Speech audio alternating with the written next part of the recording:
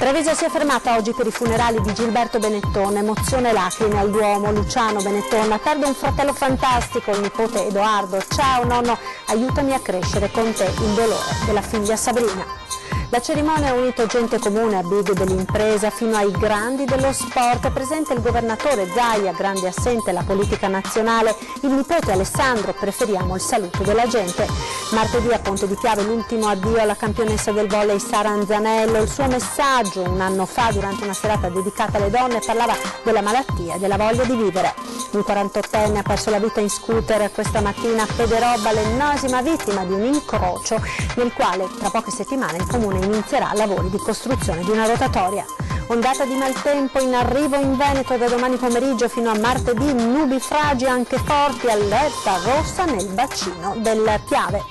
Hanno deciso di donare ore di ferie ad un collega di lavoro per consentirgli di stare accanto alla famiglia. Sono i colleghi di Dennis Fior, papà del bimbo di 8 anni, travolto e ucciso dallo scuolabus lo scorso 20 settembre.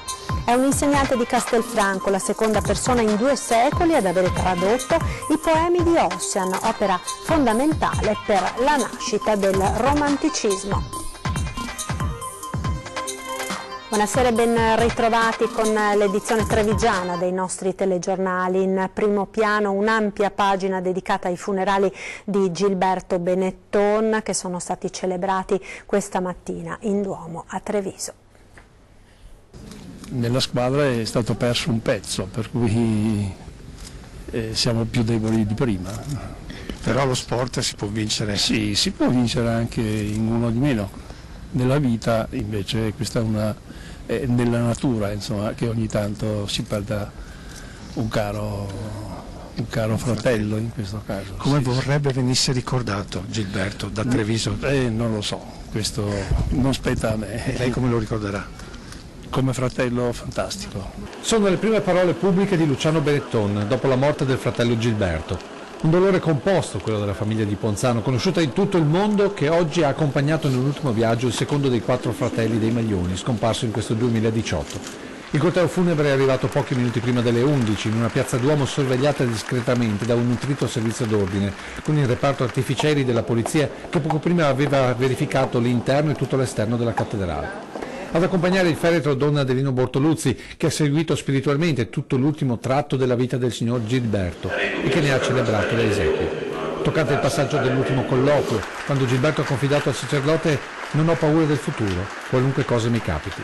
Una celebrazione segnata da una forte emozione collettiva, accentuata quando il nipotino Edoardo ha detto «Ciao nonno, aiutami a crescere come te».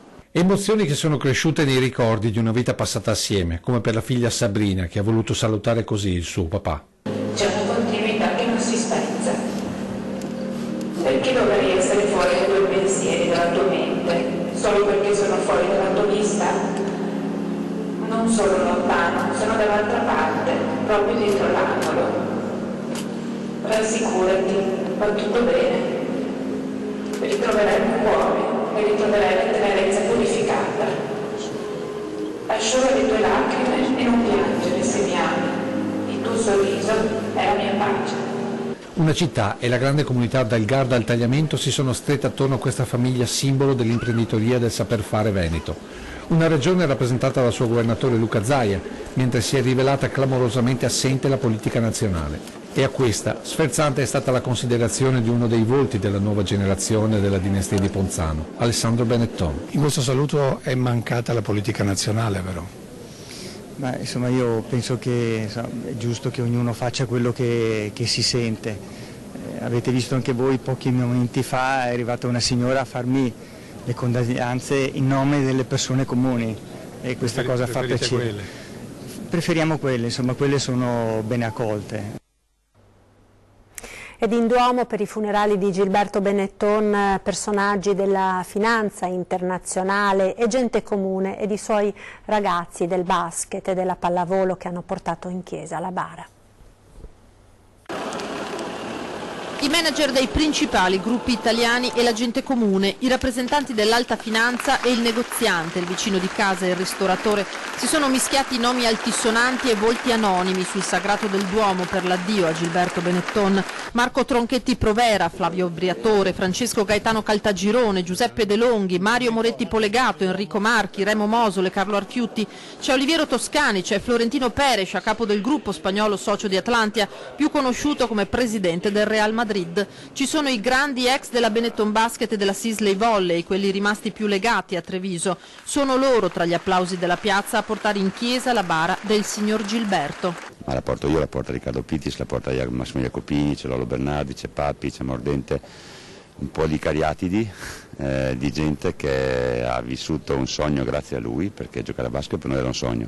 Lui ce l'ha permesso in un contesto meraviglioso come Treviso, ci ha fatto vincere, ci ha fatto diventare uomini ed è un minimo gesto di gratitudine nei suoi confronti. Non era cambiato nonostante siano passati tanti anni, l'affetto è sempre rimasto presente anche, ripeto, a distanza di anni, quasi di generazioni. La Treviso del pranzo da Alfredo, della pizza da asporto, della passeggiata in centro, la Treviso del Gilberto Benetton cittadino normale lo saluta con affetto sincero. Gilberto è stato un uomo che ha dato tanto per Treviso, soprattutto a livello di sport. Mi ricordo i bei momenti passati con la Benetton Basket, sono stati dei momenti bellissimi che tutti i trevigiani ricorderanno con piacere. Ha dato l'opportunità, creando strutture, di avvicinare molti ragazzi allo sport, ha fatto conoscere sport meno blasonati rispetto al calcio. Era una persona che dal nulla è riuscito con le sue capacità a emergere. La sua Treviso, che sembra distante anni luce dalle polemiche, dal linciaggio senza precedenti, come lo definisce Flavio Briatore, seguito al crollo di Ponte Moranti. L'hanno fatto mancare con delle sciocchezze che hanno detto, non perché era conosciuto, ma era sconosciuto, conosciuto dai trevigiani. Loro sanno quanto ha fatto Gilberto per noi.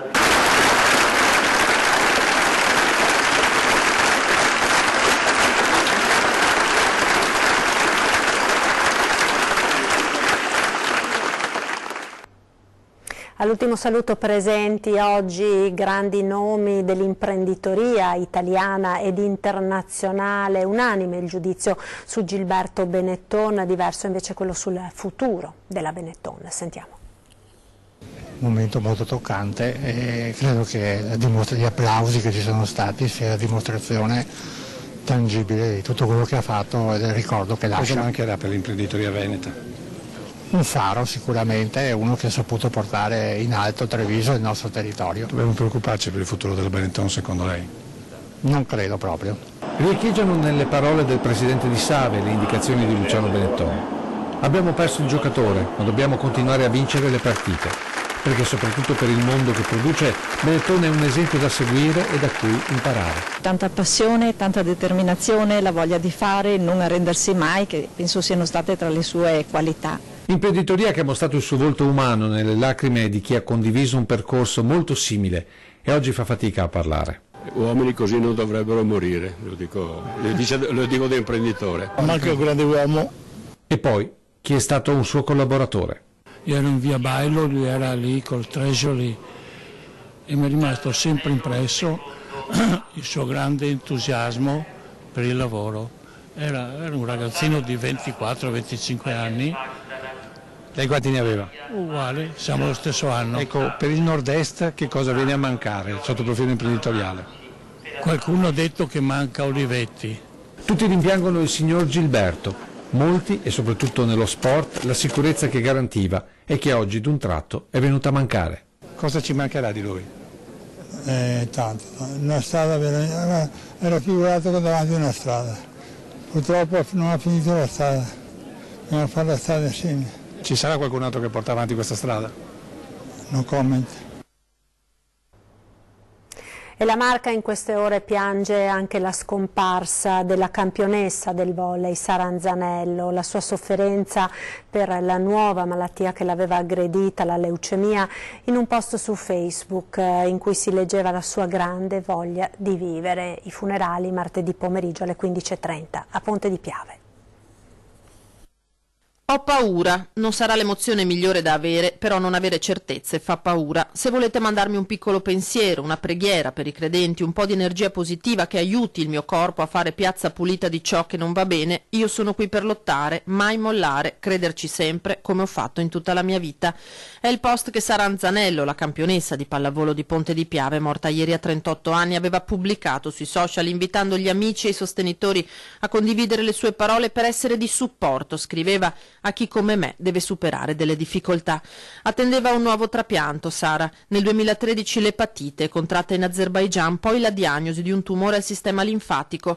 Ho paura perché voglio vivere. Non si sa mai, scriveva, quali e quante sfide la vita ti pone davanti. Difficilmente si è abbastanza pronti. Cos'è la cosa che vorresti più di ogni altra, il tuo sogno nel cassetto, il tuo desiderio più grande?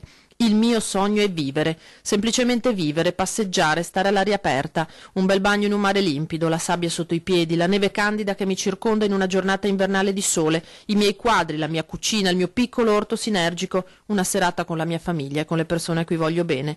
Vivere, senza grandi pretese, ma vivere. Non ce l'ha fatta Sara. Il male, che l'aveva smagrita pur lasciandole la sua voglia di lottare, alla fine ha prevalso.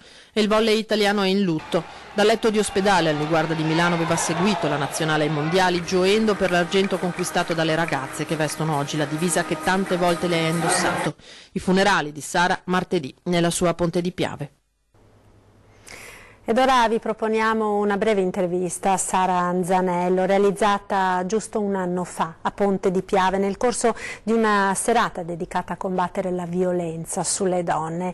Parlava della sua malattia, dell'epatite, il trapianto e anche in questo caso di quella voglia di vivere che dà la forza per lottare. Sentiamo.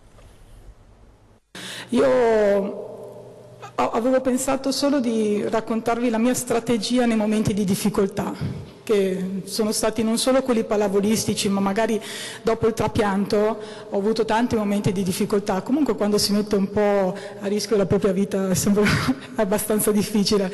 E credo che noi siamo come un insieme di emozioni.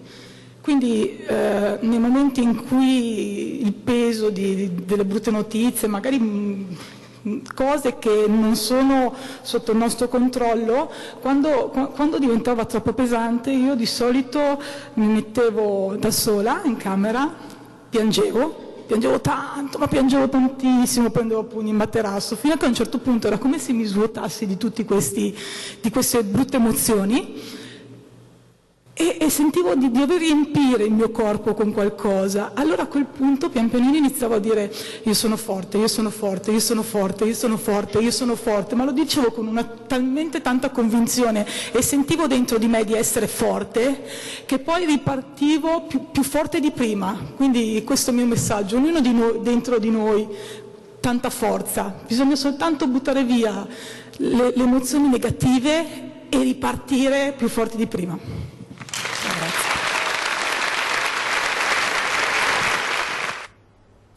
Ancora cronaca, un 48enne ha perso la vita in scooter questa mattina a Pederobba, l'ennesima vittima di un incrocio in cui tra poche settimane il Comune inizierà i lavori per la costruzione di una rotonda.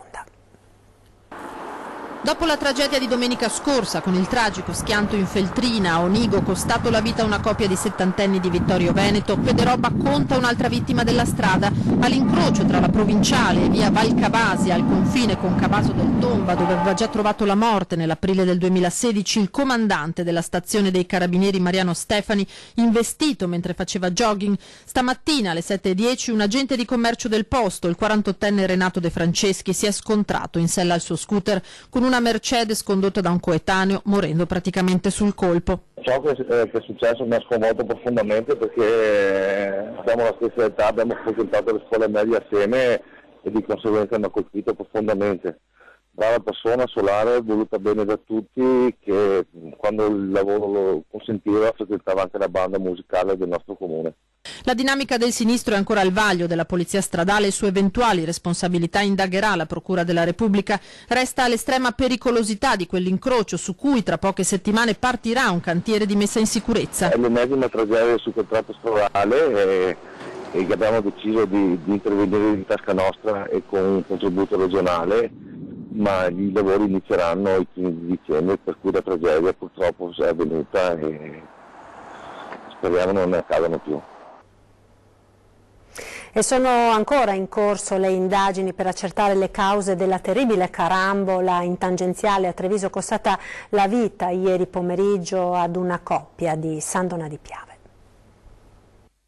Sconcerto e dolore a San Donà di Piave per la tragica scomparsa dell'architetto Vittorio Manfron, 76 anni, e della moglie Maria Fiorenza Linguanotto, 74 anni, morti ieri pomeriggio nel terribile schianto lungo la tangenziale di Treviso.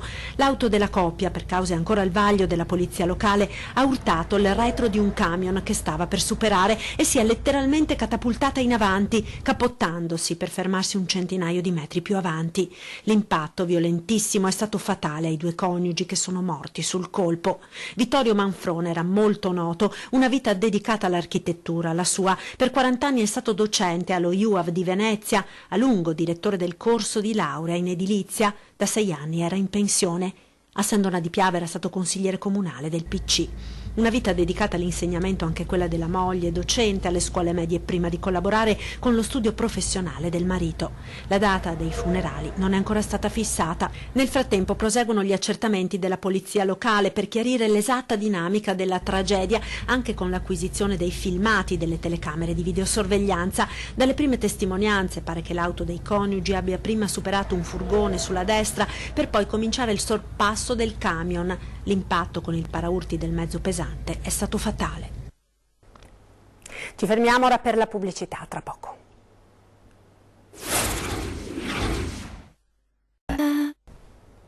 Ed eccoci nuovamente in diretta con il telegiornale di Treviso. In arrivo anche sulla Marca una forte ondata di maltempo che porterà precipitazioni molto abbondanti. I bollettini meteo della regione parlano di allerta rossa a partire da domani e fino a lunedì sul Bellunese e l'Alto Trevigiano. Sentiamo quindi le previsioni con il nostro esperto. Dopo quasi 2 mesi di sole è in arrivo una forte perturbazione atlantica che porterà abbondante pioggia sul Veneto. Ci aspettiamo una fase di maltempo che durerà non solo sabato e domenica, ma proseguirà anche con l'inizio della prossima settimana. Le precipitazioni risulteranno abbondanti o molto abbondanti, soprattutto sulle pianure centro-settentrionali del Veneto e in particolar modo sui settori alpini e prealpini. La giornata di lunedì sarà la peggiore sotto il punto di vista delle precipitazioni, poi tutta la regione sarà sotto piogge temporali e ancora nubifragi con conseguenti possibili frane e smottamenti sui settori alpini e prealpini. Marea sostenuta a Venezia per i forti venti di scirocco, con l'acqua alta che potrebbe arrivare a livelli eccezionali fino ai 165 centimetri tra lunedì e martedì. E martedì tornerà il sole, almeno in pianura, ma la tregua durerà poco, con una nuova perturbazione che porterà ancora pioggia sul ponte di Ognissanti.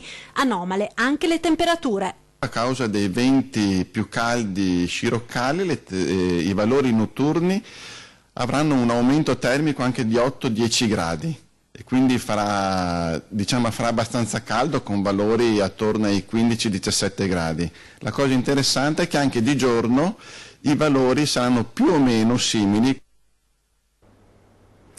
Hanno deciso di donare ore di ferie ad un collega di lavoro per consentirgli di stare accanto alla propria famiglia in un momento di dolore straziante. Sono i colleghi della Breton di Castello de Godego di Denis Fior, papà del piccolo Martin, 8 anni, travolto dallo scuolabus mentre tornava a casa da scuola lo scorso 20 settembre.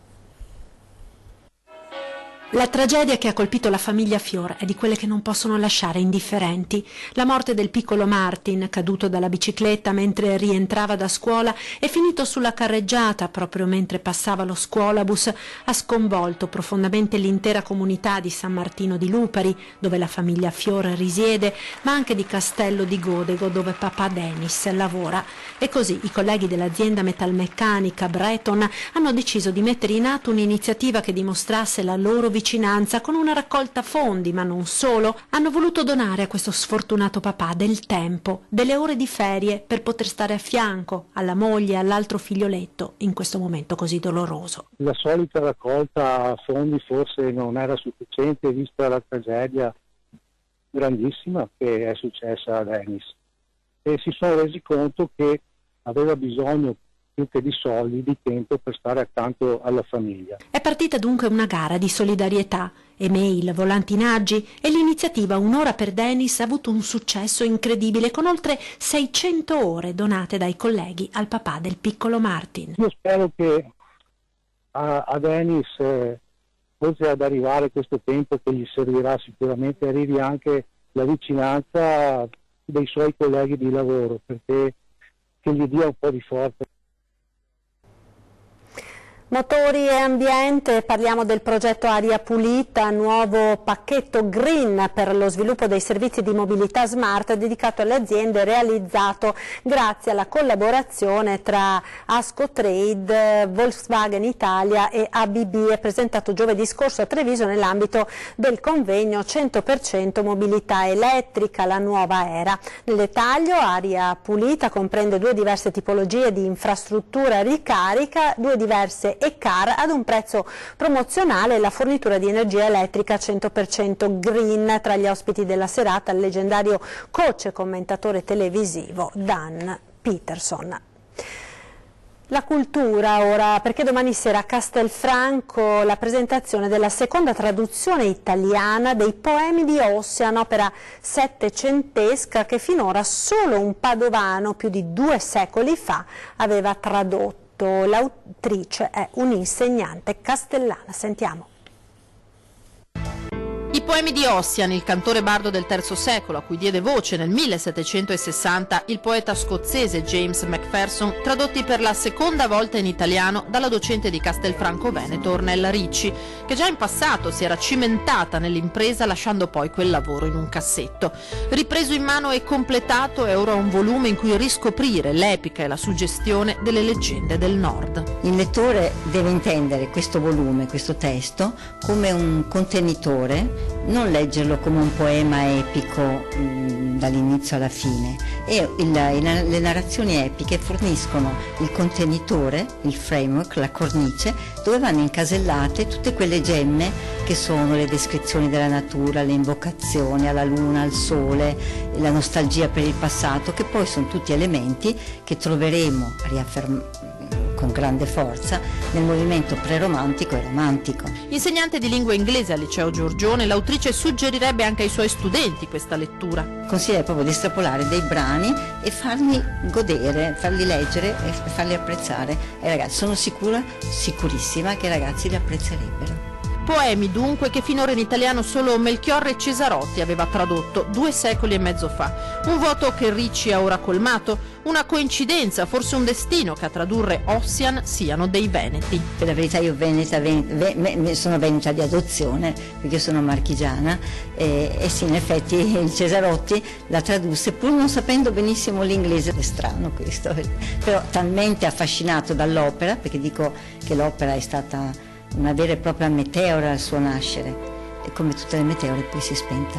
La presentazione ufficiale del volume si terrà domani sera alle 20:45 nel Centro Culturale Don Ernesto Bordignon di Castelfranco. Una serata con lettura di brani, ma anche musica, proiezioni, coreografie di danza. Perché per entrare nel mondo di Ossian bisogna creare la giusta atmosfera, e ho cercato di fare questo. Da Treviso è tutto, grazie per essere stati con noi. Il meteo, arrivederci.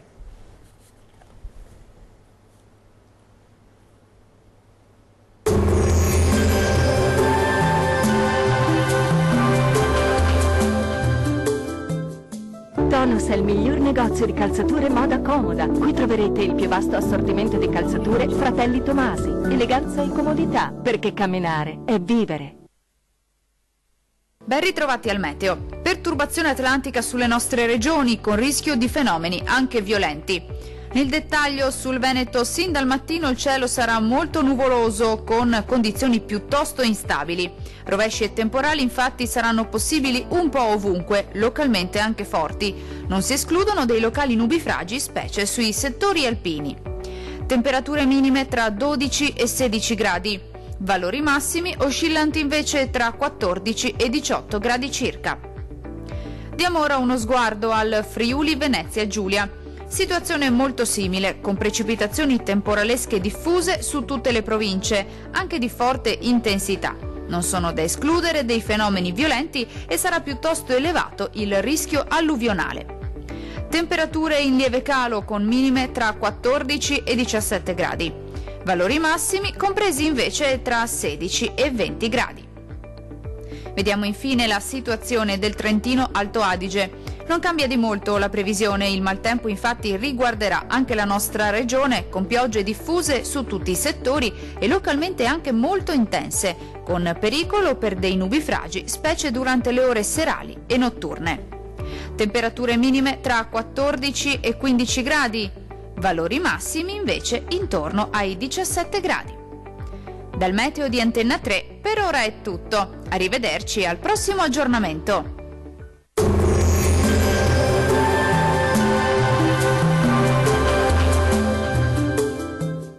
Tonus è il miglior negozio di calzature e moda comoda. Qui troverete il più vasto assortimento di calzature Fratelli Tomasi, eleganza e comodità, perché camminare è vivere.